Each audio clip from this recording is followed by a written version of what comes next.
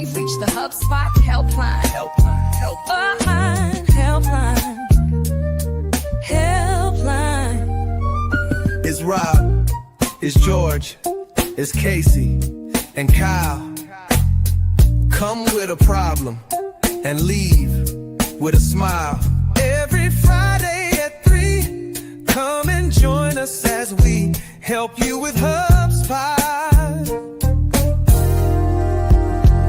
Open up your LinkedIn, just make sure you call in and leave a voicemail about HubSpot. Make your Friday divine with the HubSpot Helpline.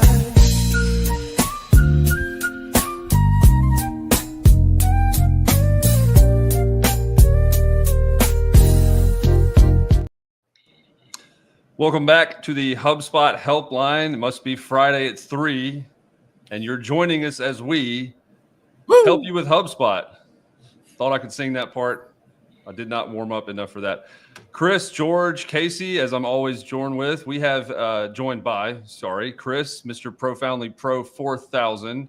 We also have Miss Casey, Greyhound of the Helpline, Hawkins, and we have George, needs no introduction whatsoever, B. Thomas. The B stands for best in the game. Been doing it since back in the day. There's a lot of B words that could go there with George, B, freaking Thomas. How are we feeling on this Friday, guys? There's less than 3 weeks until we arrive in San Francisco for Inbound 2025. I'm excited. Wow. I am feeling good. I have some stuff on my schedule now as of this week. Got to do some reservations. Got into one of George's sessions. Excited to hear what George is bringing to the table, to the stage. Me too. I thought you were going to go over a run through of what you were presenting today. That's not the case. Oh, is that the case? Yeah. Can I give everybody the God's honest truth? Give the people what they want, which is the truth, George. Yeah, Yes. I usually don't know what I'm going to say until after I get off the stage. Like, don't get me wrong. I built an entire presentation. I have like the words that I want to say. I have the concept of where we're going. I know my takeoff, my landings, but then I get off stage and I go, well, where did that come from? Because stuff just starts coming out like in between the parts that I planned. And usually, by the way, those are the magical parts that people like tweet out or put on LinkedIn. It's like, I didn't even know I was going to say that until 5 minutes ago. So we'll see. Is that because of anything like the audience energy? I mean, I don't want to get like weird, but is it because of you're leaving space for that intentionally so that you'll just know what to say at the time? Is it because of people reacting live to it? Why do you think that is? I think there's a couple of things. I think one, I think it's because everything changes so quickly. And like I might hear something at Inbound the day before, the session before, and all of a sudden like that tweaks my brain in a way. And so when I hit a certain point, I remember that and I connect it and I roll with it. I think too, there's audience energy, because if all of a sudden like I've kind of got a point where it can be the comedian George on stage, I might control like riff with that a little bit longer and then kick back into something else. But also, if I'm being completely honest and transparent, authentic human, before I step on any stage I go on, I always say these words: your words, not mine. And what I mean by that is I feel like there's a little bit of the universe, a little bit of God, a little bit of being led by the spirit in the moment of like somebody in the room needs to hear this thing. And the words that are coming out of the mouth are your mouth. So I'm going to make sure it happens. Yeah. To your point, there's a lot of stuff that could change even, the day before. I asked that because you said you normally don't know what you're talking about, but this year I think you've been like, you had an idea, like you've been building something, and that seems to be the thing that they accepted, right? Yeah, that's what they accepted. I mean, like here, I'll give you an example of last year, and then we'll move on to like actually helping humans talk about HubSpot and stuff like that. Like last year, One of the things that people had the holy shit aha moment was when I talked to them about how when at the day before, Andy Petrie talked about the release of the stuff, and I was recording it in ChatGPT and like able to turn around a piece of content to then be published on the website, to then be in my presentation deck the next day, as an example of how you create content with AI as an assistant. And like before I got to inbound, that wasn't even in the deck. Yeah. But because of something I did, and then all of a sudden I'm like, this is kind of cool. Is there a way we can get it published? And people lost their mind over that type of speed and ability with AI as their assistant. So who knows what will happen this year? Who knows? Yeah. I'm glad you mentioned that. I thought it was more of the Michael Scott. Sometimes I just start a sentence and I have no idea where it's going. I just hope I find it along the way. That's more of what I do. So, you getting the words and adding them in is much better. It kind of happened to us. We did a theme last year that was it's not magic, it's Rev Partners. And the amount of times magic was mentioned by, I think, Dharmesh, Andy said it, Ryan Reynolds even said like the magic component. So sometimes it's kind of a perfect storm. Anyway, we are here to help people with HubSpot, and we're here to not have to summon Chris anymore with the Imperial March music because he is center stage while Mr. Jepson is away. Chris, what are we leading off with today? Or are you got a comment?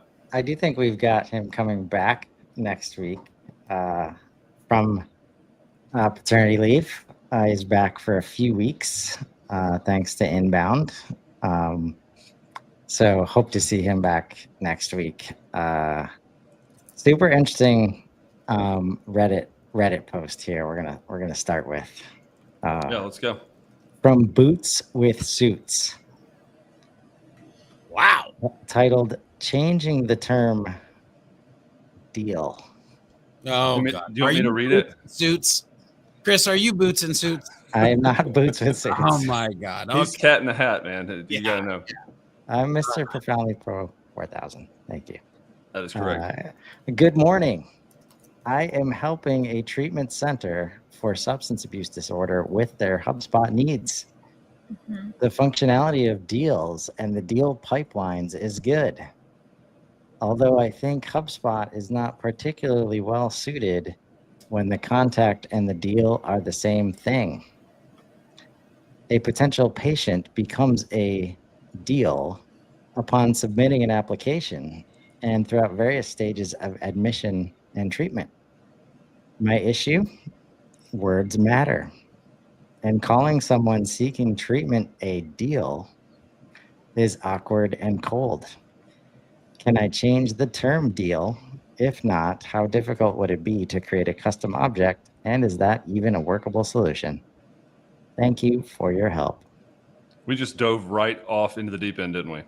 Well, I mean, first of all, now, yes, you can change it from deal to something else. However, I feel like if there is money involved in the support that you're supplying, there is still a reason for a deal and the money moment and the sales process to happen.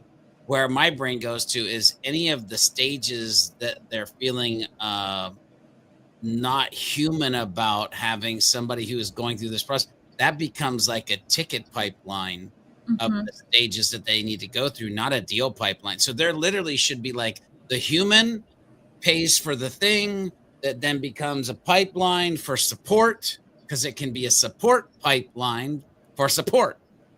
I'll shut up. Well, you can change the nomenclature. So what a deal is called in the object library, correct? That's Can I demo how to do that? Because to be honest, I didn't know until right now. Helping even the people on this show with HelpSpot. Hey, might as well be called helping the people on the show with HubSpot. My son, by the way, who was when he was 5, calls it HopeSpot, and I've called it that a lot since then. Yeah. Anyway, Chris, Casey, show us what's going on. So in order to edit the object, you can. Hi, Reddit user whose name I've lost. Boots and Boots. How did you forget Roots and Boots? Come on. You can change the name of deals.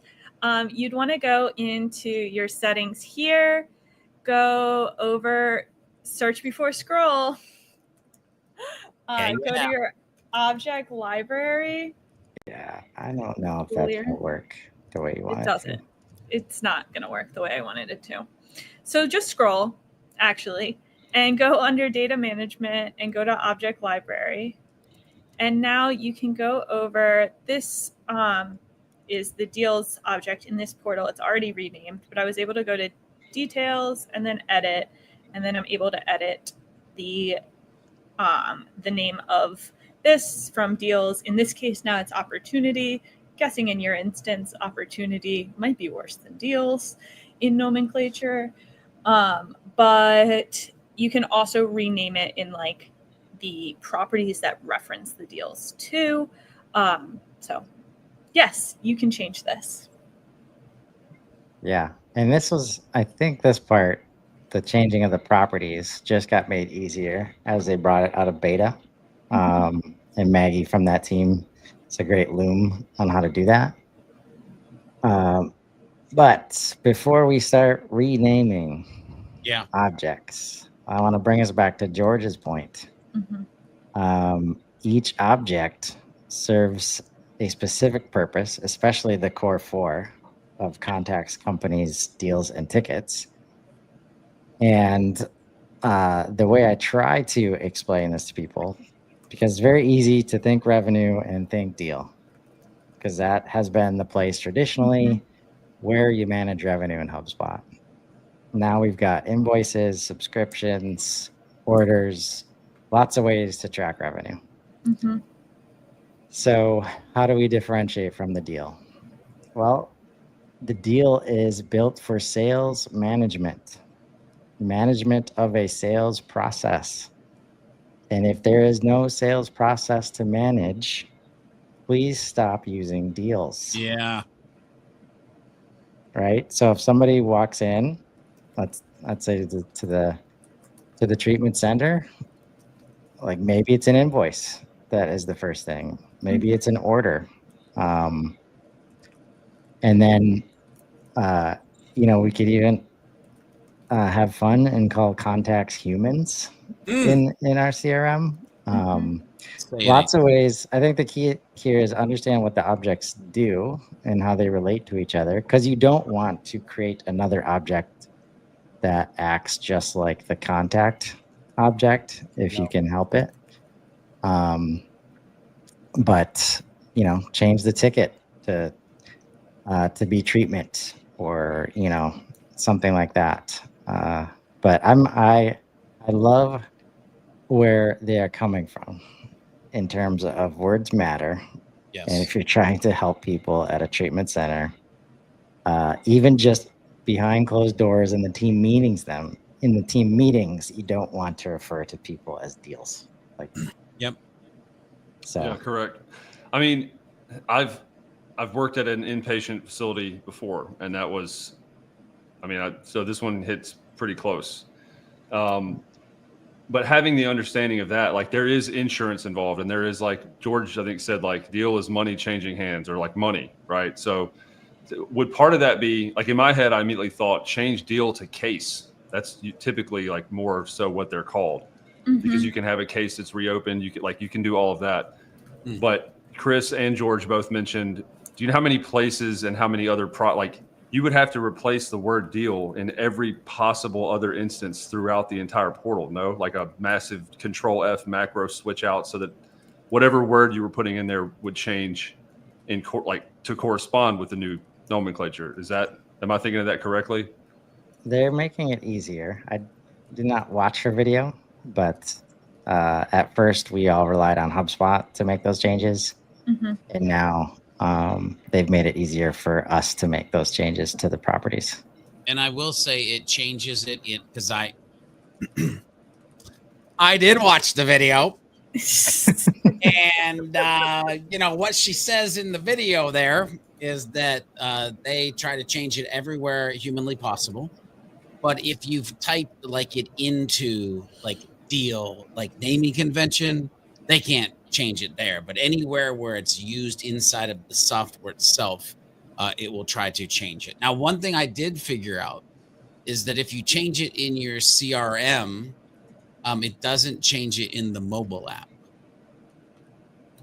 Just heads at least right now, because if I go to my mobile app, it's still contacts, but in my CRM, in my desktop version, it's humans, or dare I say, it's so yeah. I was waiting on you to bust that out for the first time today. Had to do it. Had to do it. We made it 15 minutes. Yeah. Yeah, we made it a pretty significant amount of time. Yeah, that's I think having and that's a coaching moment from you, Chris. Like, shout out to you for putting that in place first before you just go diving in and start changing a bunch of things, and recognizing that the sentiment there is a valid one, right? Like, labeling people as that.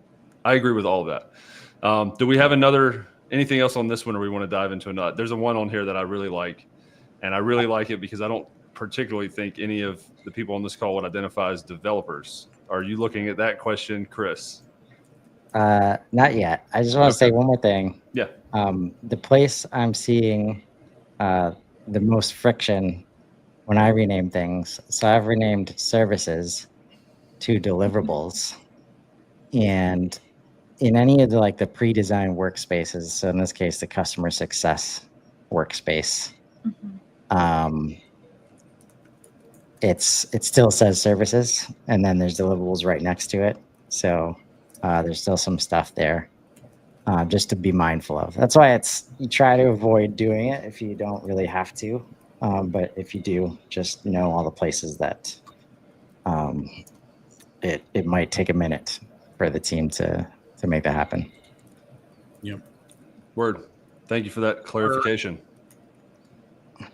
Which one were you looking at? Economy turn 14. It's down the list a little bit. Is that their name? Yeah. Wow. It's no suits with boots, or boots in suits. Boots with suits. Boots with suits. All right.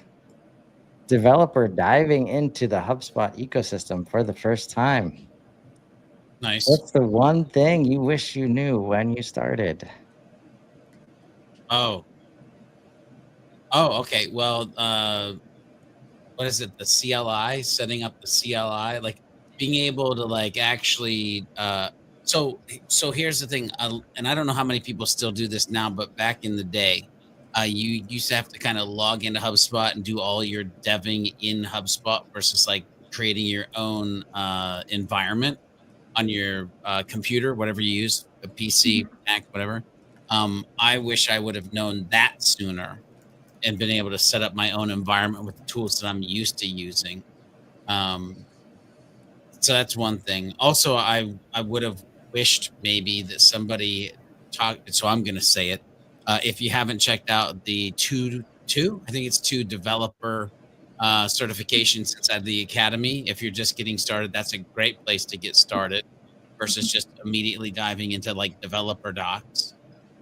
So yeah, HubSpot Academy certifications and the fact that I can build my own environment are the 2 first things that come to mind. Oh, and the third thing is use content staging. Okay, that's the third thing. Yeah. All right. I agree. There's a pretty big developer community. So I think this is true of anyone getting into HubSpot for the first time. There's a developer community specifically, but there's also just HubSpot user communities. But so developers, you even have your own set of community to reference, and people in the HubSpot ecosystem are really, really helpful and willing to jump in. That's why we do this every Friday. So that's definitely something to reference. I guess I should read the whole thing, Rob. Yeah.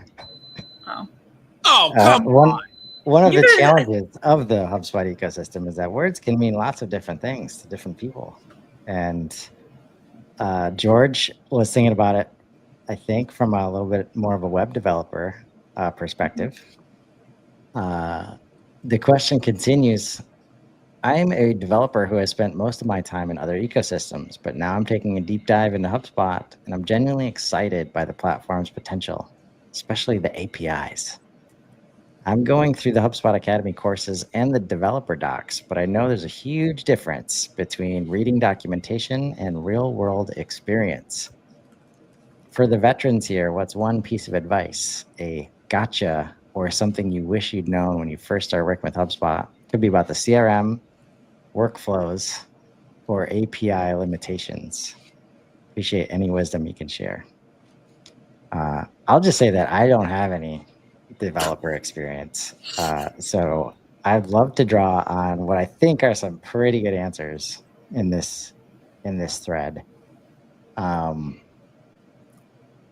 When building custom integrations or custom data migrations, always set the external ID as a unique property, so you can use the unique identifier endpoint to read query records instead of using the search endpoint, which has 5 calls per second limit. That rate limit is mentioned multiple times in this thread. So I think that's something that everybody needs to be aware of.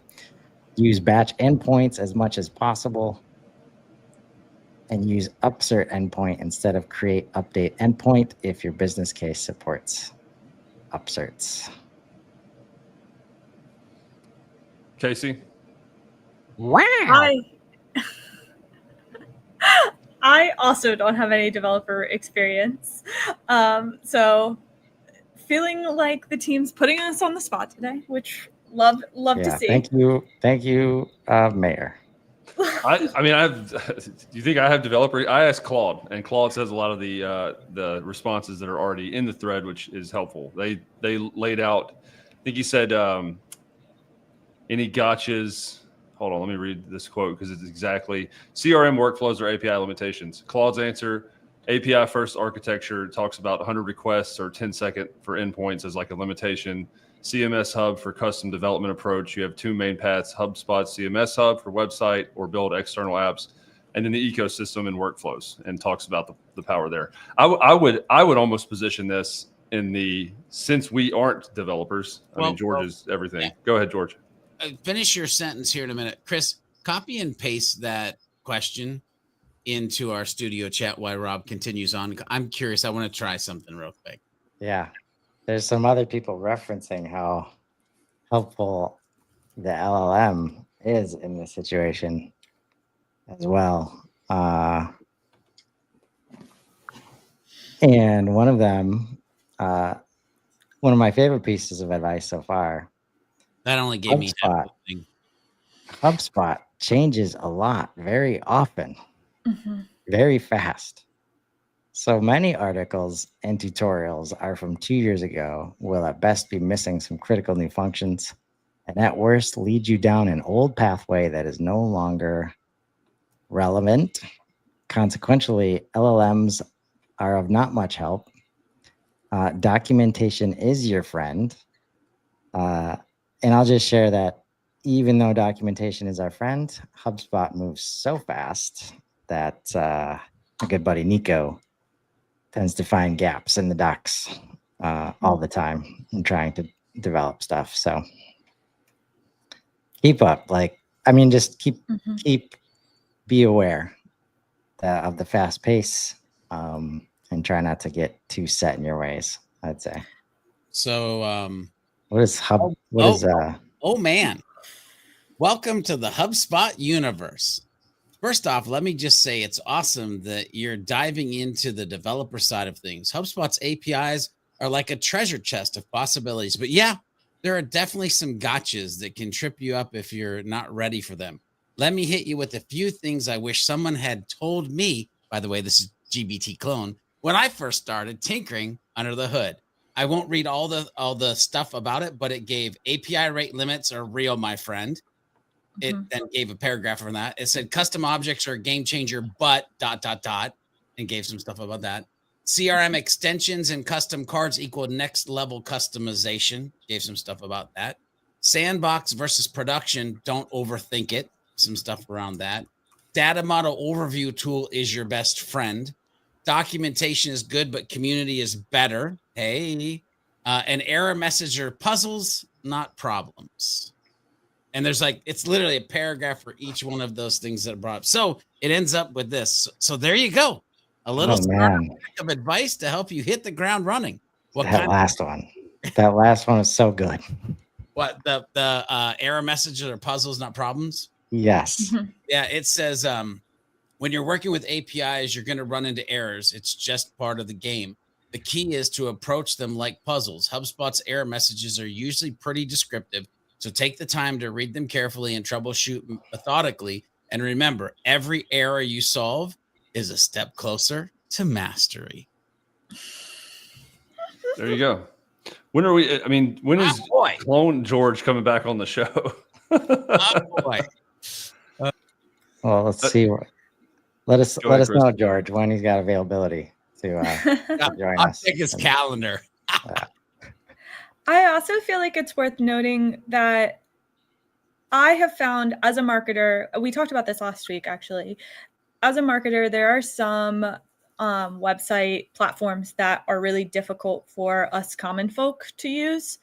So I, speaking from my perspective, I feel like developers developing in HubSpot have an opportunity to empower us common folk to make changes in the platform ourselves, assuming that things are built in a way that they don't necessarily need to be custom coded. So I would keep that in mind as someone, as a developer newly learning HubSpot, that some of what you might be taking from platforms like WordPress, if you can make them more adaptable in HubSpot, it might save you time in the long run. I would say to Economy Turn 14, let's say he's figured all this out, he or she, I don't know, whoever it is, and is able to now develop. Like, what would you want them to be developing? Ish that solves real problems. And the stare. George is not frozen. He was just staring. Yeah, what's a real problem, Chris? If this person was like, got it, thanks for the advice, I'm now ready to go, I am building X. I mean, are they an app developer or are they like a whatever? Wide open for you. Whatever the HubSpot users on that team need. On the team. Love it. I think for my side, web experiences that are more user-friendly, and web pages that load well and look well across mobile and desktop. And then on the back end of HubSpot, making sure that my systems are all communicating with one another succinctly. God, sorry. George got so close to the camera. I'm getting anything that helps with user experience. There we go. And we'll move on to the next question. Thank you, George, for ending that one rather succinctly. We have, I don't really want to go down the complaining route. I see this material donut submission here. Fix your pricing model, HubSpot. This seems to get a lot of engagement. Wait, that's their name? Material Donut? There are some great names on here, George. You should you should check it out. I can read this one real quick and we can dive in or not dive in. I don't know if they're I'll just read it. I believe HubSpot should do something about the huge pricing gap between Starter and Pro. It's just stupid. We are a company on Starter plan and we'll be happy to pay 2 to 4 times our current pricing for some workflow functionalities and add-ons. But the 10x pricing gap is just ridiculous. So we stay on Starter and use third-party apps to cover the gaps. It's 2025. People want to pay for what they use and not have bloated packages. Is it just me, or are they leaving so much money on the table with this pricing structure, especially given their SME customer base? So just a few assumptions being made. Just a few, yes. So here's the thing. Let's be honest. They're not lying. There is a massive Grand Canyon chasm to go from Starter to Pro in any of the hubs. And I've talked about this with multiple people over the years of like, why is it such a huge like gap? And I don't know. Especially when you look at like what you can do versus what you can't do. Like, I feel like there should be a way to like shrink that a small amount. But with all that said, being able to run the amount of ish that you can for free and for almost free is like, should be a thank you moment. And if you're itching that much to get pro, get in your wallet. Like, listen, I had to just come to the conclusion, like, it might be painful, but I'm going to pay for it. I want to be able to do X, Y, Z, A, B, C, or I want to be able to create this experience, or I want my team to not have to do this 1,000 times manually. I guess it's worth the extra amount. Chris, I wanted to have some dramatic silence there, and the intent of this is obviously to be helpful. I think that was. Is there? They said in this. Let me go back and don't want to misquote Material Donut and be in trouble on the Reddit forums. And use third-party apps to cover the gaps.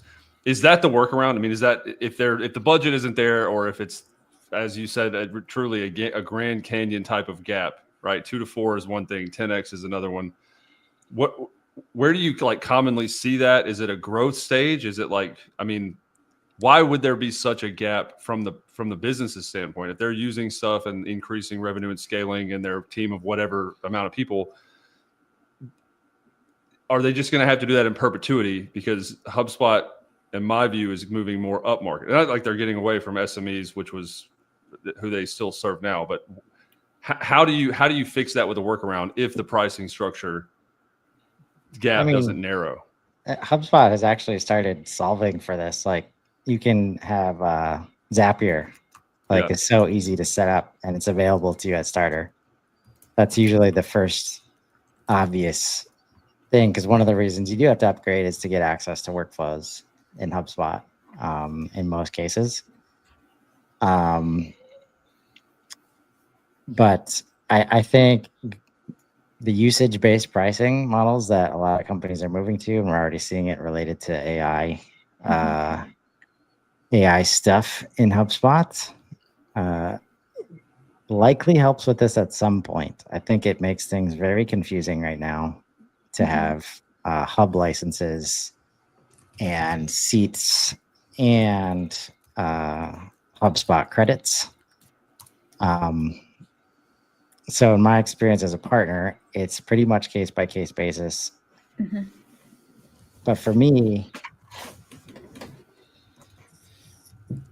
for what it can do, like, I don't think there's any in these situations, like if they're not thinking about what it does for the business at all. It's just, I pay this and 10x feels like a lot. Right? When in reality, if you're leveraging HubSpot to make even grow by hundreds of thousands, millions of dollars, like, what are we doing talking about the cost of HubSpot, right? And that's where you can easily, this is why I don't like the ROI conversation. Like, you have to think about it more than any other value prop. Because it usually looks amazing on paper when you think about all the time that you spend going across all these apps and doing all these workarounds. And that's where now, like, we thought it was good before inbound. You get all your data into HubSpot, AI is going to be doing unbelievable things to create value. And like, so when I hear bloated packages, I hear a misunderstanding of what they would be getting for that 10x price bump, right? Yeah. I feel like my passion is proving HubSpot's value to HubSpot users, because I feel like a lot of times people do get into these pro and enterprise portals and they don't understand how much is at their fingertips. And they still might be paying for third-party tools in many cases that HubSpot would actually make redundant and could, even save money in many cases. I feel like that's like my entire niche is like organizations that have HubSpot but don't understand like how powerful HubSpot is.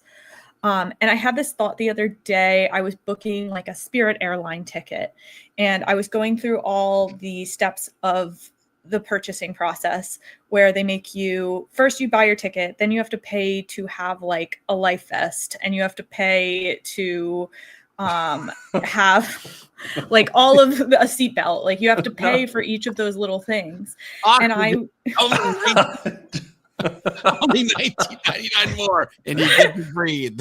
What? Yeah, like you're going through all those steps, and I had this thought, and I was like, this is so annoying.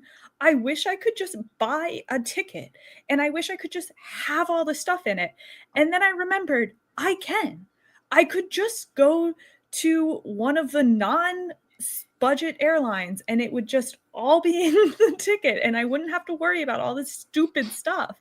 And I feel like kind of that's the same thing with HubSpot. Sure, you could piecemeal your way, but you're going to have an uncomfortable seat, and your seatbelt might not actually latch, and you're still going to be adding on to buy water on the plane. I didn't mean to get as derailed, but I saw George laughing, and just the concept of paying for a life vest that's the easiest no I've ever. Anyway, man, that hurt me. By the way, go ahead, please go ahead. I did some research. I did some quick research while we were answering that question. I asked the clone, what would a cool I really Rob derailed us last week, I think. What would a cool Reddit name be that would be fun and nerdy? Give me 5 somewhat strange options. I'm gonna go sign up for a Reddit account later today. Either under Hub Sith Lord 42, or maybe Automagical Nerdicorn, or maybe Inbound Overlord 9000. I may even pick Pixel Pusher Prime or Workflow Wizardry. I'm not sure, but I think one of those is my future Reddit name. I can't even think about this anymore. I think that's time to move on. Yeah, time to move on. I think from the that. best question. Now I'm in here typing out. Give me Reddit handles. I think the best question in this thread is from Ski Girl 180. What functionality do you need? Oh yes. Yeah, and immediately it's automated workflows. And guess how much time that saves you? And time is money anyway. Yeah, I just pulled a George because now we're on Claude and Reddit names and Spirit Airlines, but I put it into Claude and asked, like, how would you respond to this comment, right? Chris, shout out for turning me on to Claude. There's some pretty smart stuff. You think like AI is pretty useful. It has a whole thing. One of the interesting things is exactly what George says. So that's the segue, is like, why don't you just list out the features that you want and like what they're worth, like pros and cons. But the interesting thing is it says like the gap isn't accidental. It's designed to make professional feel worth it once you need any of the features. And if work, like the gap there, if that's needed, does not now feel like it's so much more expensive, but so much of a time reduction or efficiency boost or something that whatever that is. So it's designed that way. The last point it made was kind of piggybacking off the other thing I asked about developers. This pricing structure actually creates massive opportunity for developers. The gap you're experiencing drives demand and for third-party solutions and of course AI. So just to round that out. But yeah, repeat that, Chris, one more time. What functionality do I actually need? Yeah. And I bet this person would have a hard time answering that effectively. And the way I'm reading through the thread, this is another one of those situations where it's not obvious, but having seen this enough, they're probably just talking about Marketing Hub, right? And that's where like we've never crossed the bridge from point solution to customer platform. And how how many other systems or spreadsheets are they using to support their process? And are they even using Starter effectively? So, yeah, it starts with goals, and then the goals are grow by millions. Okay, maybe we can afford 10K per month if we can guarantee the millions. Love it. Yeah, but a lot of these questions since we've started this are like lacking in specificity, and so instead of answering them, we do kind of hypotheticals. Depends on what you're talking about. Are you trying to run a whole team? Is it whatever? And so more specificity would be needed there. But just in general, like what does functionality even mean? Like how would you approach that, Chris? You like to get philosophical. And I can see George leaning directly into the camera, so we can see almost like fogging the camera up, like whatever makes the user experience and the teams operate better. That kind of answer. I didn't even move yet. You were Googling and Redditing and clauding other Reddit names options. Jeez. It's just the challenge is the way that these things get framed. They drive towards, I just need this one thing, and it's so expensive. It's like, no, you don't just need one thing. You need a plan. Like, this is not a tool that the functionality does not get you the results. Like using HubSpot to execute a strategy is what gets you results, right? And from what I've seen, the ecosystem has not been good at this part because a lot of people are incentivized to sell the solution, like sell the hub if you can, sell lead generation if you can. Because this other one, very similar, but you can tell by the way it's worded that this is a long-standing challenge, right? So what tools would you recommend to overcome HubSpot marketing limitations / expensiveness? HubSpot is such a great tool, but just doesn't cater to small businesses with smaller databases. I've been recommended Brevo to bridge the cost versus functionality gap, but apparently this does address the cost issue, but isn't great in terms of functionality. Is this a case of you get what you pay for? Any other small businesses out there who have found a workaround than investing in value? Wow. They didn't say that last part. Yeah, I was gonna say. Yeah. Seems like you added that in there. Man. Yeah. I mean, I'll say like HubSpot moving at speed and changing dramatically over the last few years has not made it any easier. But if we find ourselves in a budget debate, we've already lost, in my opinion. Like, we've lost track of what's really important. I concur. It feels weird when you get deep, and we started off with like the empathetic nomenclature discussion. So this has felt like it's been deep since the beginning. So let's keep it fun and fresh with now for something completely different. We're going to go through this, get off of the Reddit because I have one. I think this is a good question, and we'll see how many of these you agree with. The question is how I audit a messy HubSpot portal as a former HubSpotter. I guess it's not even a question, but it is the entry. Okay. Used to work at HubSpot, help team get their portal CRMs cleaned up, running the way they should. When I do a quick audit, this is how I usually go about it. So we can do this one of two ways. Very helpfully, which is I'll read them out and you say, I agree, hate it, I would have done something else first, because these seem to be in order. Chris, any ideas for how we do this?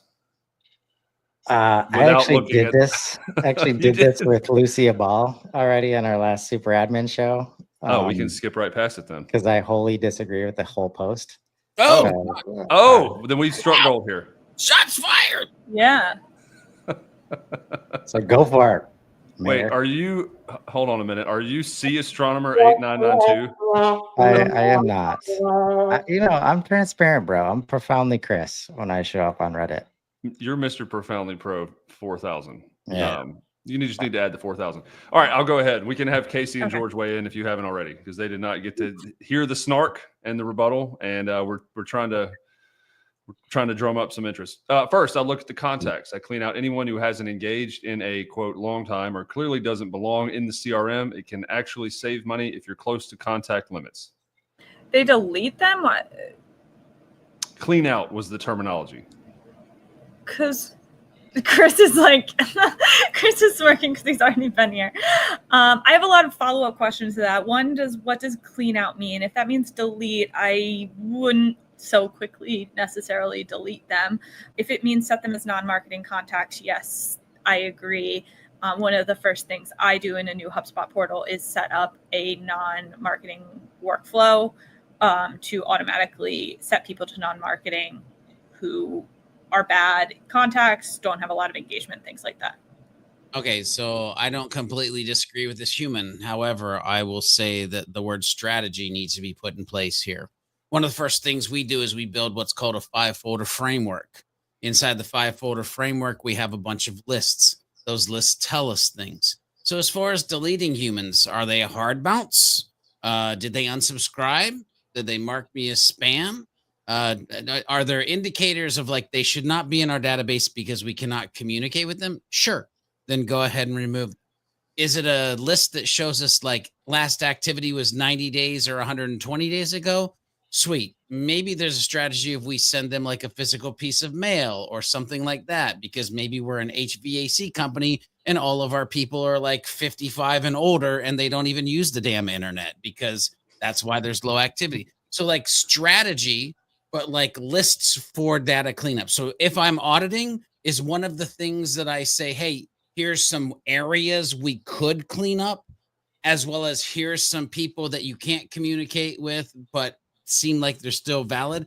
By the way, one of the things with that is we get somebody to use like a never bounce system to make sure the emails are even good because if they're not good, yes, delete them. So this and that kind of answer to that first one that you just gave for me at least. Chris, I'm not even going to go to you until the end. Yeah, just keep going. 2, then I move on to lists and workflows. I check for anything outdated, unused, or messy. If something hasn't been touched in ages, I archive it. I also tidy up naming to keep things clear. I have a lot of questions on just the terminology again used and like what is ages meant, what specifically would messy mean on you? Why would you have like, yeah, a lot of stuff here. Any comments or should I just go through the next couple? I would just say I don't like on the surface fully disagree with that one, especially the cleaning up of the nomenclature specifically, but agreed with a few follow-up questions.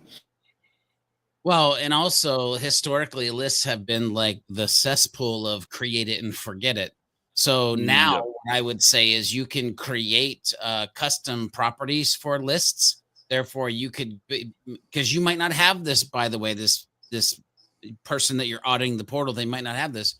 You could create views for the lists to then get them into certain buckets that again, you could look at, because trust me, if they're the type of HubSpot user that lives in we can do active lists, and they have 5,000 static lists, which by the way, they can't because it's over the number that you can have, but I'm just being for comedic effect. If they have too many static lists, there's going to need to be some cleanup there.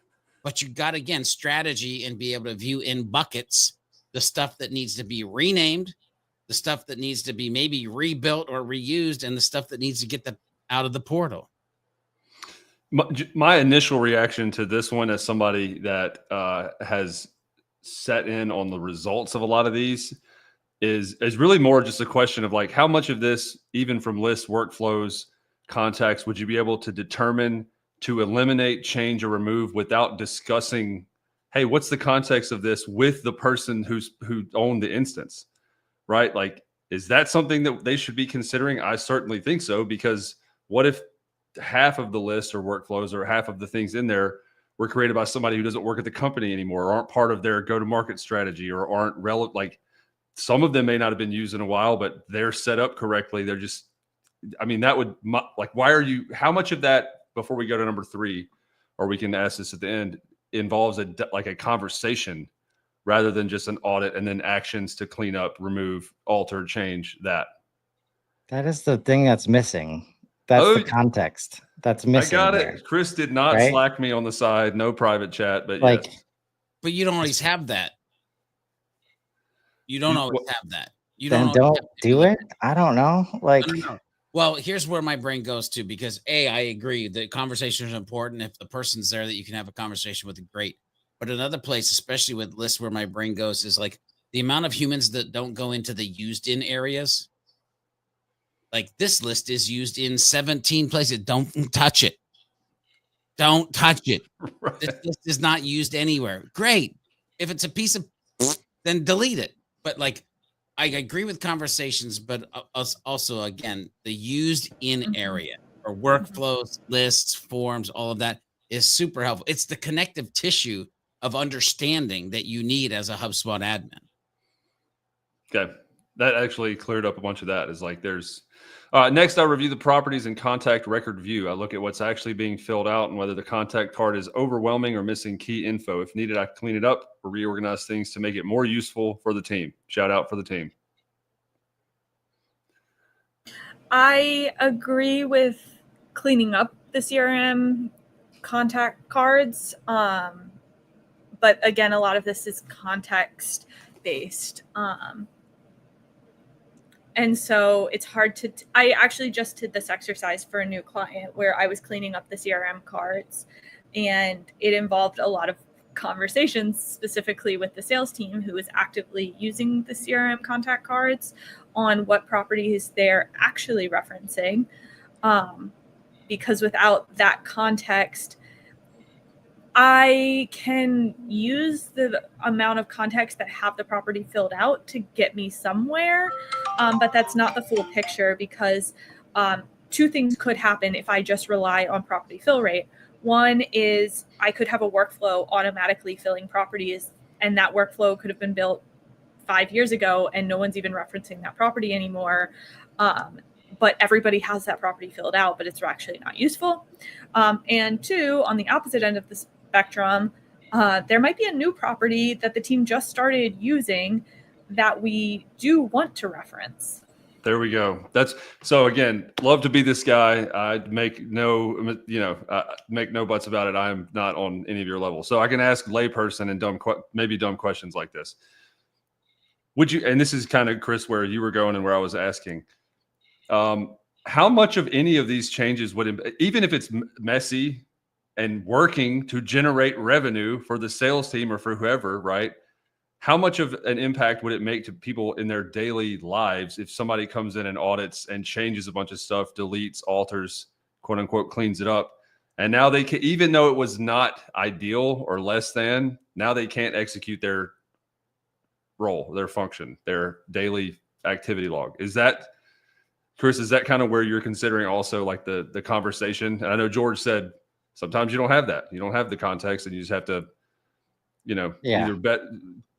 Am I thinking about that correctly? That doing a bunch of stuff without, I don't want to say without permission, but without some sort of context could potentially not only change things, but actually be detrimental to like revenue generating activities. yes. Yeah. And I think I'm going to assume positive intent and assume that is behind this post, that happens first if she helps teams get their portals cleaned up. It's just presented in a way that we know that a lot of people do try to do this stuff with, which is that you don't need context. You can just go in and clean up stuff.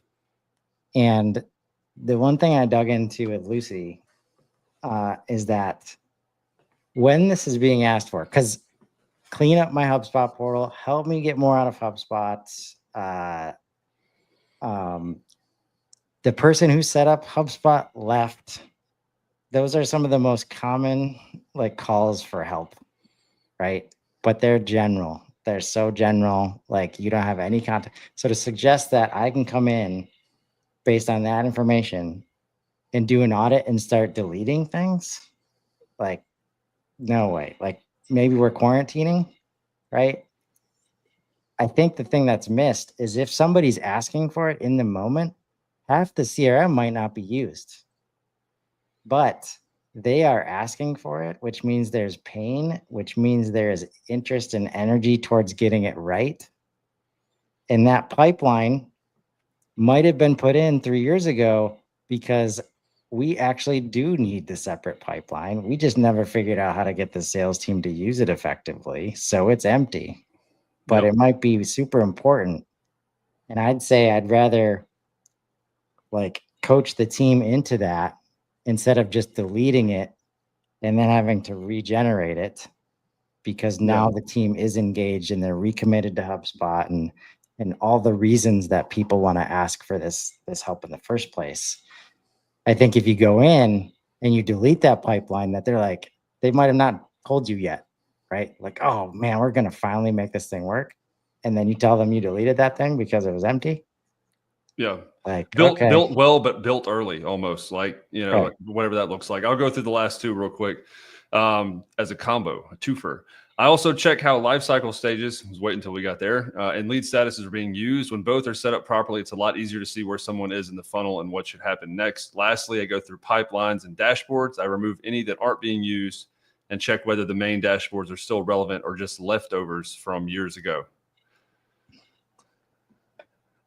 Newsflash: there is no properly. There is no properly anymore. Life cycle stages are customizable. Lead status is customizable. Again, we go back to it has to be a conversation to what is the objective or use of these two things properly for them. But there is no properly. Those days have set sail a long time ago. Yeah. Love it. And and we can end on this. This is the important part here. Like AI can already do 80% of what's being described here. And the fact wild. of the human challenger coach part that we're talking about is not mentioned anywhere. Like that's how you audit a messy portal. It's like the portal is separated from the team that's using it in these cases, and that's not going to work, right? And we talk about admins needing to move into that coach mode. Like if I'm a new admin and I come and find this post, oh man, I'm just I'm not set up for success in my opinion. There is no properly anymore. Shout out to GBT. There's no proper way to end the show either, but we will see you back next Friday at 3 Eastern on the HubSpot helpline. Casey, good luck. Chris, good luck. Vote for George, me. have a great weekend. Vote for Casey. Please. See ya. Hello, you've reached the HubSpot Helpline. Helpline. Helpline. It's Rob, it's George, it's Casey, and Kyle. Come with a problem and leave with a smile. Every Friday at 3, come and join us as we help you with HubSpot. Open up your LinkedIn, just make sure you call in and leave a voicemail about HubSpot. Make your Friday divine with the HubSpot helpline.